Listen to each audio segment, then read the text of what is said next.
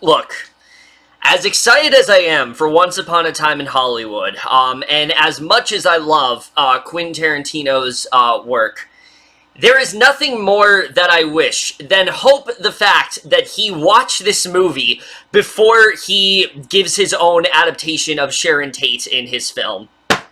Hey guys, it's Kevin again here for another epic rant, and wow, this one we got is quite a film for sure. So, let me just get into it. So, because of the fact that Once Upon a Time in Hollywood is coming out this week, and, you know, a lot of that movie is going to deal with the 60s and things like that, but a very large part of it is surrounded against, you know, the Manson murders and Helter Skelter and things like that. That's probably the most not necessarily scrutinized, but it's the thing that people are most iffy about. And knowing that Tarantino is going to tackle it, and that he's probably going to tackle it really well, I realize that there is a whole slew of Charles Manson, Sharon Tate films that are coming out this year. So what I decided to do is I would watch two of them before Once Upon a Time in Hollywood, essentially being the inferior versions and telling you what it does wrong, what it does right. And so there's two movies I'm going to be reviewing. It's not the other one I'll review in another video, but this is the first one, and definitely not off to a great start. The film I'm reviewing is The Haunting of Sharon Tate.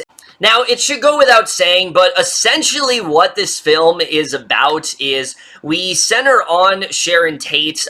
Basically, she is awaiting the return of Roman Polanski. He has gone off he's gone out of the U.S. somewhere. She doesn't really know where he is at the moment and things like that, but she's awaiting his return, and while she does that, she goes to her friend's house where she's going to spend, like, sort of the time being with her friend JC, but also a couple other of her friends and things like that. And the second she gets there, she starts to realize there's just something off, especially once Charles Manson starts to answer the door. And basically, that's the film. It's her just kind of waiting for her imminent death, and that's really all I'm going to say. And look, I watched this movie, I was going to watch this movie regardless, just because of all the negative buzz it was getting and things like that. And it also just looked really dumb to me, and I knew I had to watch it before the year ended, but I was also very curious to see how bad can this get? How misinformed can this film be?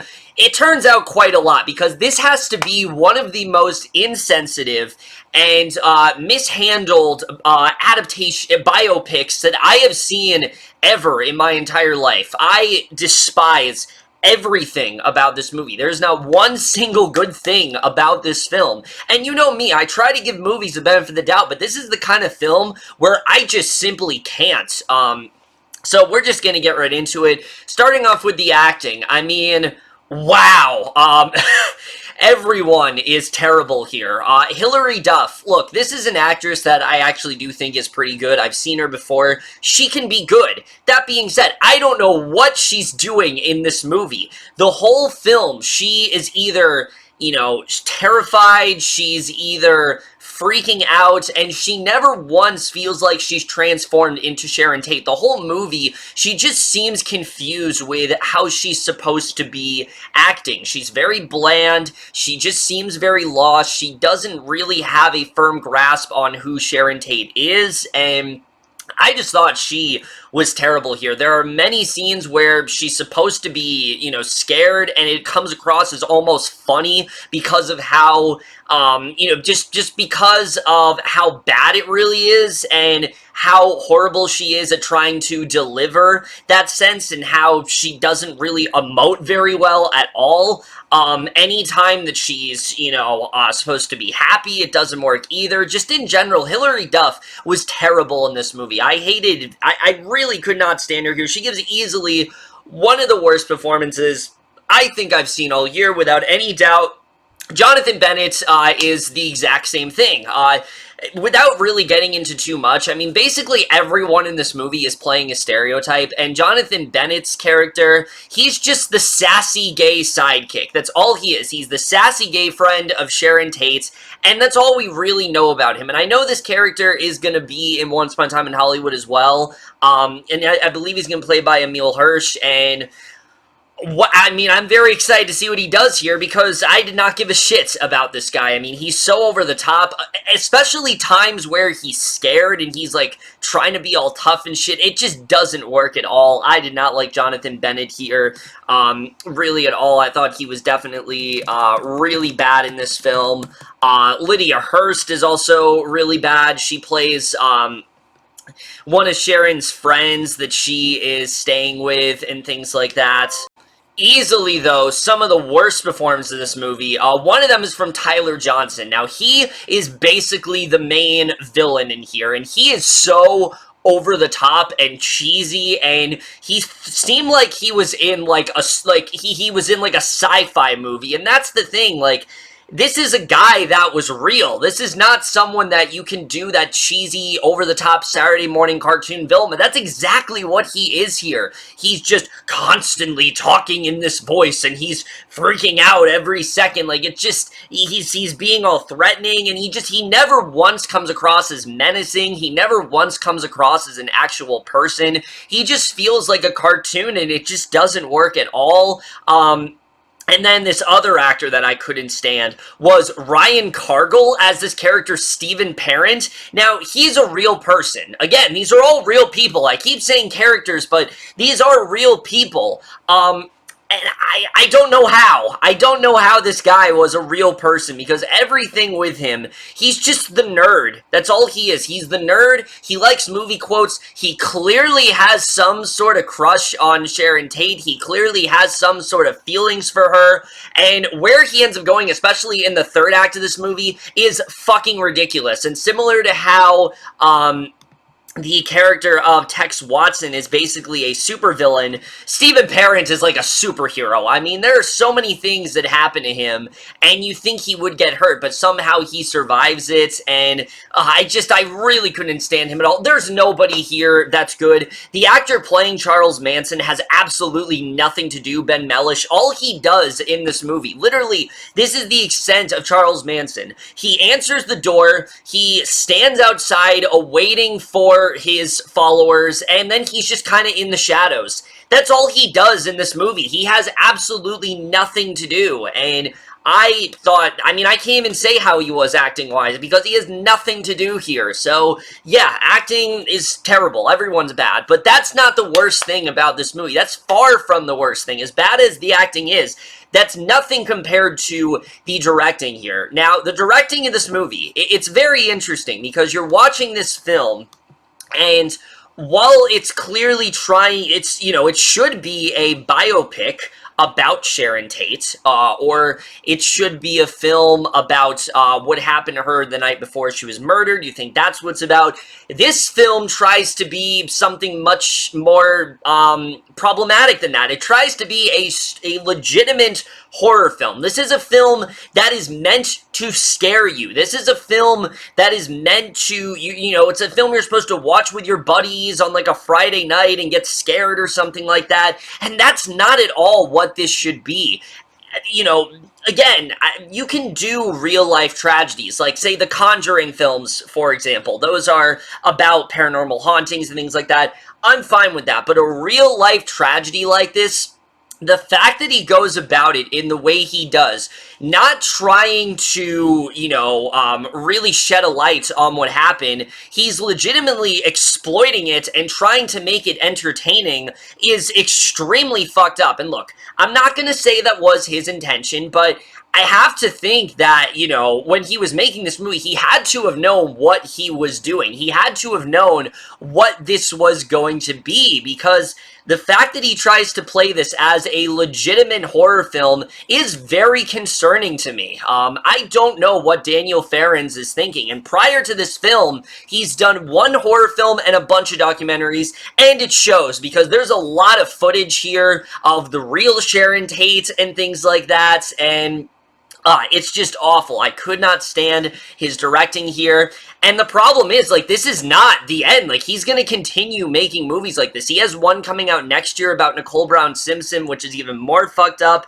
And it's just like, make your own story. Like, don't try to exploit these tragedies and try to make them seem fun. Like, these are very, very serious things. These are things that we don't really want to see, and especially we don't want to see it done in this manner. And the fact that he actually tries to go about it in such a way where he's trying to scare you, I think makes it that much more fucked up. Like, it's already a bad idea to do a film about Helter Skelter, but having it be a horror film is a whole different level of messed up entirely, and I feel like Farrands really crossed a line here. And again, I don't want to say that that was his intention, but again, I have to assume, considering the movie he was making, he had to have known, what he was doing. So yeah, the directing here is terrible. The writing is almost just as bad. In fact, I think it is the worst thing about this movie. Without a doubt, it's the worst thing about this movie. I mean,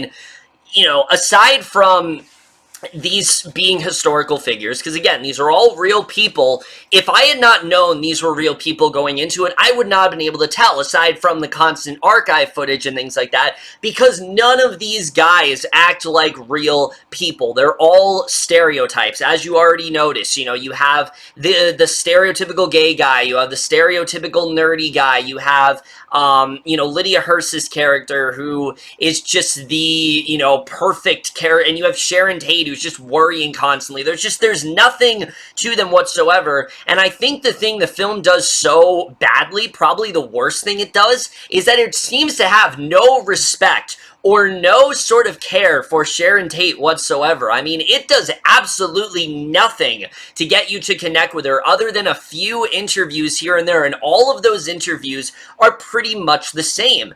The whole message of this movie, which there is sort of a message here, even though it's a really fucked up message, is about controlling your fate.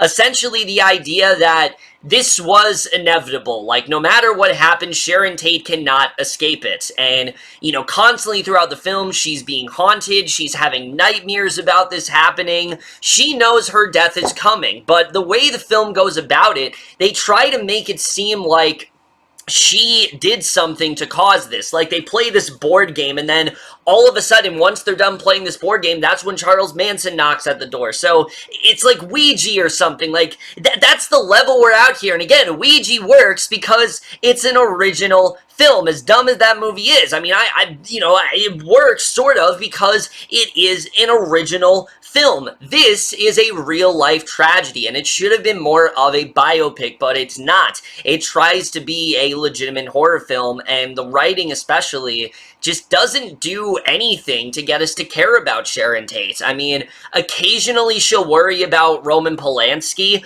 but we never really dive into that at all, like her being concerned that maybe he's involved with something that she doesn't know about, or how she's connected to the whole Charles Manson thing. I mean, there is nothing there. We get absolutely nothing with her, and so it really just becomes you waiting for something to happen, and that's what's so, I think, cynical about this entire thing. That's why I couldn't stand the writing here, because there's nothing to get you invested in what's going on, and if that's what he was trying to do, he did a very terrible job at doing so. I could not stand. I was honestly appalled by how terrible the writing is here. The film has all these cliches and things like that. It's also littered, and I mean littered, with jump scares. They try to use Charles Manson followers as jump scares, and it is insulting. I cannot believe that he looked at this script and said, yep, that's the one we're going with. Yep, that's what we're doing. Like, everything about this just feels so lazy. It feels like he just had an idea where he wanted to do a scary film, and then he just threw Sharon Tate in there, and he has no sort of remorse for her whatsoever. He doesn't seem to care about the story. There's no sense that there's actually, some care put into this. It just feels so cobbled together, and it's very obvious here. It's just such an awful script. I mean, I could go on and on about it. There's so much to hate, especially when it gets to the third act. The way it portrays the Helter Skelter, which, yes, we actually do see it.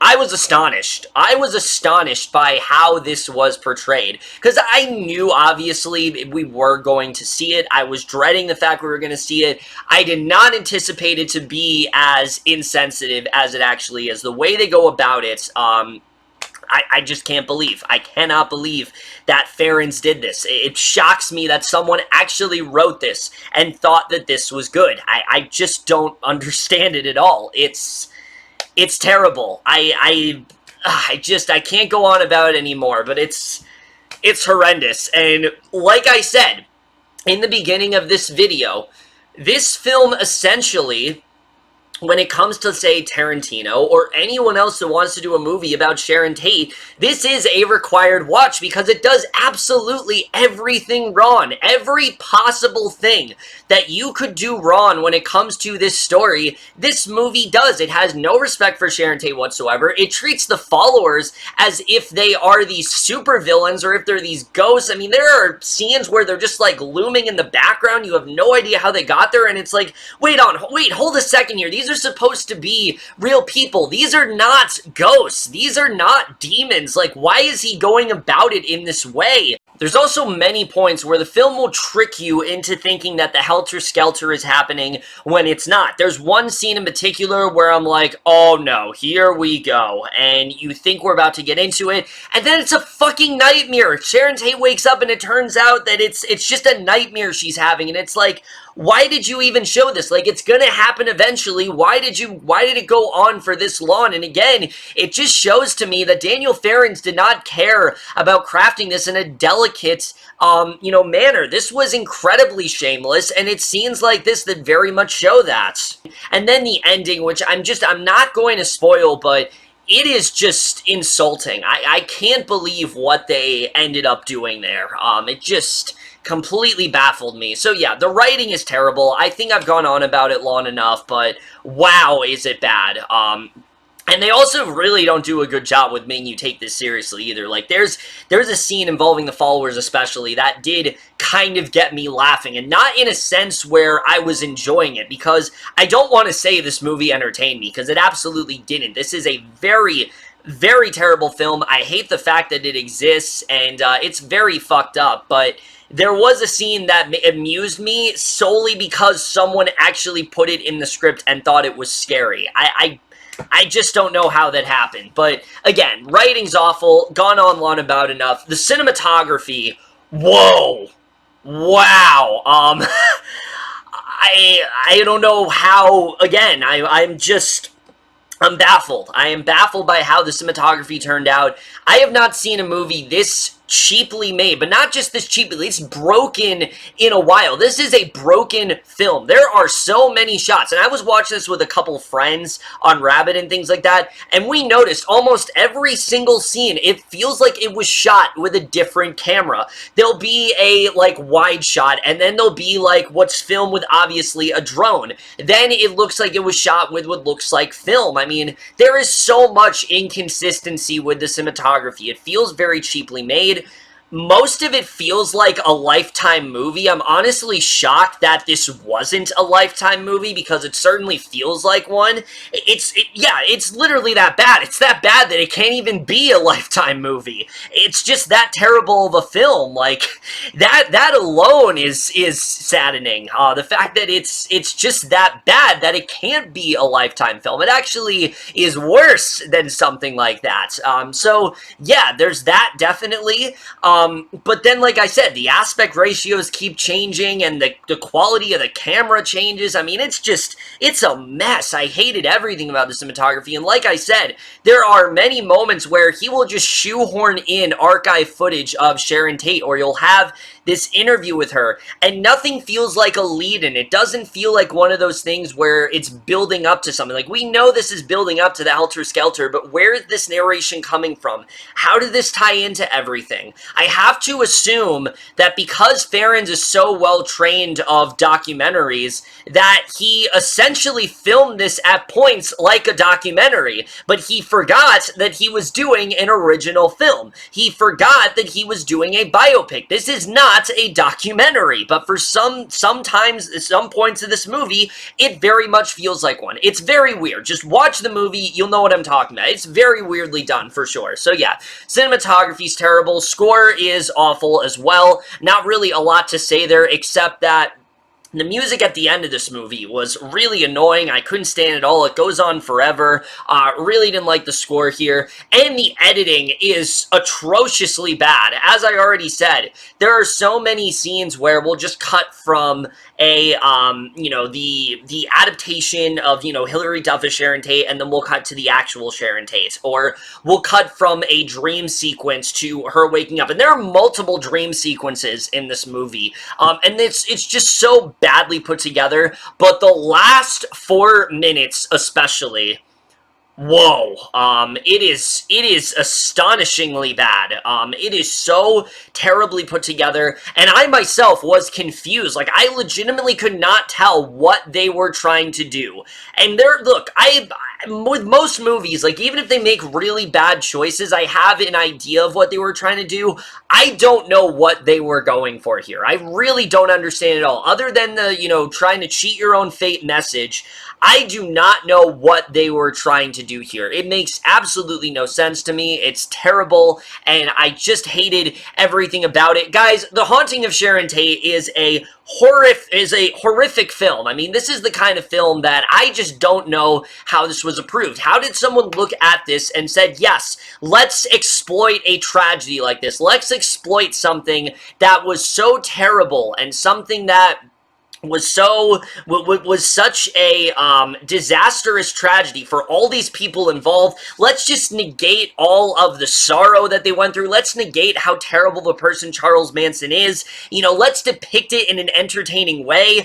I just don't know how this happened. I don't know how you can do this, and you did it in such a way where it's supposed to be entertaining. It doesn't bother me as much that it focuses on the helter-skelter. It bothers me more that it tries to go about it in a legitimately entertaining manner. It's trying to, entertain you in that way, and I don't understand how anyone thought that was a good idea, but again, this is a horrible film. I hate every single thing about it. There is not a single good thing here. The acting is terrible, but I mean, can you really blame them with the dialogue that they have and the terribly put together script?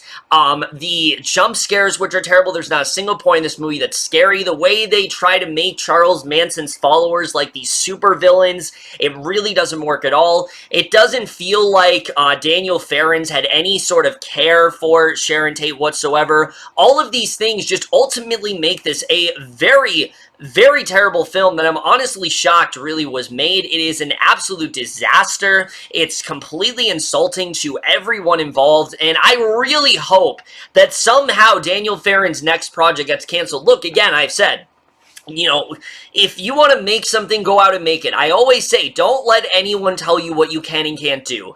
But this is not a good idea. This is not a good look.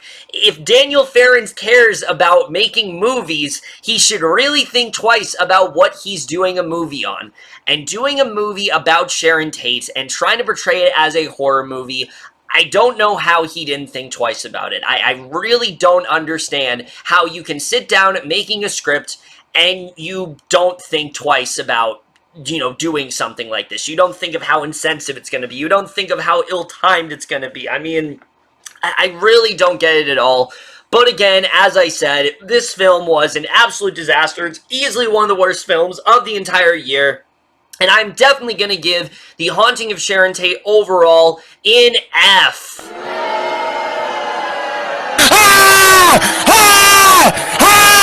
Fuck you! Fuck you!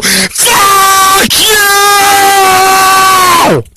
Look, as I said before, in the same vein that you should watch Walk Hard, the Dewey Cox story before you make a biopic, you need to watch this film before you're doing a story about Sharon Tate. If you're making a screenplay about Sharon Tate or you're making a screenplay about Charles Manson, you have to watch this movie just to make sure that it does not turn out this way. It is a required viewing in that way, and I am very excited to see how Tarantino pulls this off, because I know he's going to do a much better job from this, but I do kind of hope that he watched this, because I feel like that'd be a really funny conversation. Like, I want to hear an interview where, like, someone asked him if he actually watched this film, just because, just the irony of it all, that he was making a movie, you know, with Sharon Tate, and then this movie came out at the same time, and then maybe he watched it and, you know, realized, you know, what he shouldn't do, for sure. But either way, guys, that's it for my review of this film. If you have seen it, I mean, I guess let me know what you thought of it, but that's it for this video. Hope you guys enjoyed it.